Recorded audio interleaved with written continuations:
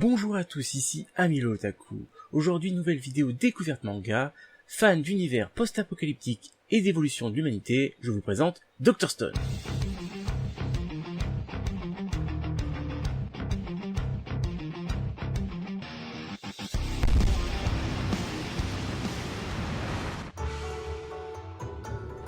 C'est un manga de type shonen et de genre action, aventure et survie. L'auteur est Riichiro Inagaki et le réalisateur est Shinya Ino. Le manga a commencé en 2018, il contient actuellement 7 tomes, le 8e tome sortira en octobre 2019. L'anime comportera 24 épisodes, il a commencé en juillet 2019, nous sommes actuellement au 9e épisode, les épisodes sortent tous les vendredis. On tombe dans un univers post-apocalyptique. À notre époque, une lumière verte s'abat sur Terre et pétrifie tous les humains. Du coup, on se retrouve plusieurs milliers d'années plus tard, en 5738. Nous allons découvrir que la nature a pris le dessus sur toute l'humanité, et il ne reste plus de construction ni rien de notre époque, et nous allons suivre notre héros. Senku Ishigami, personnage principal, il est très intelligent, pour lui la science est toute sa vie. Le monde tourne autour de la science.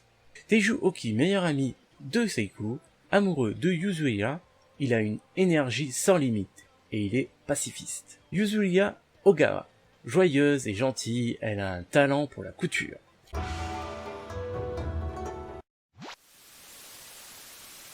On va suivre le réveil de Teiju qui va se libérer de la pierre.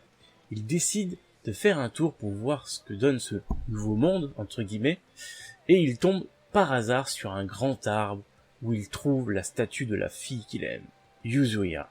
Il était en train de se confesser quand tout le monde a été pétrifié. Du coup, il réitère sa confession tout en pleurant. Il se rapproche alors de la statue et voit qu'il y a quelque chose de gravé sur l'arbre, qui lui indique une direction.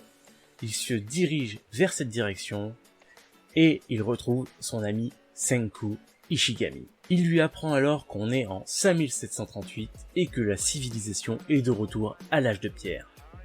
C'est grâce à l'intelligence de Senku qu'ils vont développer cette civilisation de l'âge de pierre.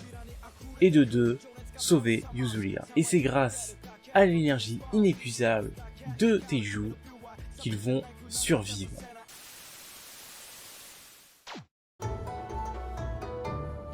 Un manga très sympathique. Je dois avouer que quand on m'en a parlé la première fois, j'ai pas forcément accroché, j'ai pas forcément envie d'aller regarder.